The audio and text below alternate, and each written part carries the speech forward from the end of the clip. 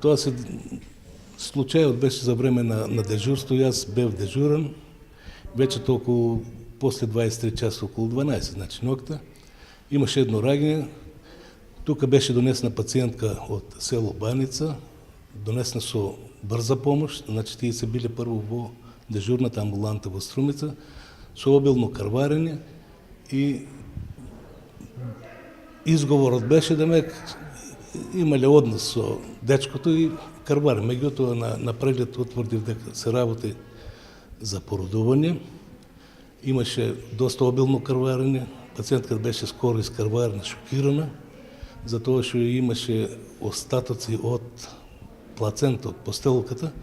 Подхитно се направи тука на одделението ревизија, се смири крварењето, имаше како најверојатно имала помош за време на раѓањето, нестручно водено, со повеќе расцепи, сушиена тука, крварењето сопрано, требувано 2 единици на соодветна крв, испитување прво на крвна група, РХ факторот и пациентката немаше ништо кај неа.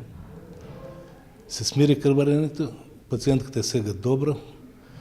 Кога видов зашто се работи, и аз ја обавестив полицијата, дојда од службите тука, инспектори и така. После ја зема сите ова работа во нивна надлежност, излезени се на лице место, пронајдена таму постелката во една кофа, во полско веце е пронајдено бебето и од страна на полицијата и постелката и заедно со пожарникари од Струмичката пожарна извадено бебенцето од јамата и испратено на судска медицина во Скопје, и постелката и новороденето. Тоа е нормална бременост, најверојатно била, криела најверојатно од домашните, тие не знаеле за што се работи, така барам од нивна страна, и на крајот тоа епилогот е катастрофа за бебето.